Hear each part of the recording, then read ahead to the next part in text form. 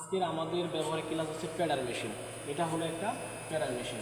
এই প্যাডার মেশিন হচ্ছে দুইটা রোলার, একটা হচ্ছে উপরে একটা হচ্ছে নিচে। দুই রোলারের মাধ্যমে চাপে ফেব্রিকের মধ্যে যে ছোট ছোট ফেব্রিক আমাদের হাতে আছে, এই ফেব্রিকের পানি নিষ্কাশন করবে। আমরা বাড়িতে যেরকমভাবে একটা টি শার্ট বা যাই হোক আমরা ধোয়ার পরে সেটা কি হয়, চিপড়ানো হয় এবং পানি নিষ্কাশন করা হয়, কিন্তু টেক্সটাইল মেড ইন্ডাস্ট্রিতে যে ছোটো ছোটো শেড হয় ডাইং মেশিন থেকে, এই শেড এই প্যাডার মেশিনের মাধ্যমে পানি নিষ্কাশন করে।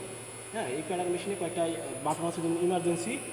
হ্যাঁ, এই বাটনটা হচ্ছে মেশিনকে ইমার্জেন্সি অফ করে। এরপরে প্রেশার অন, এই যদি আমরা এই অন দিই তাহলে এই দুই রোলারের প্রেশারটা অন হবে। এবং ফরওয়ার্ড এবং রিভার্স।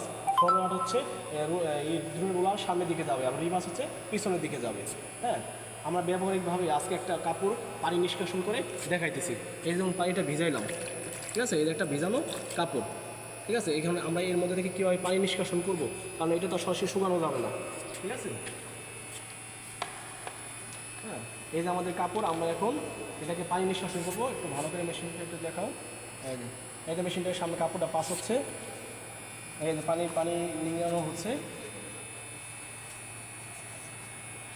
এই যে দেখো এখন কত সুন্দর দেখা যায় না। এখন এটা হচ্ছে পানি নিষ্কাশন হয়ে গেছে অলরেডি। তাহলে আমাদের একটা এই মেশিনের কাজ হচ্ছে পানি নিষ্কাশন করা বা পানি রিমুভ করা।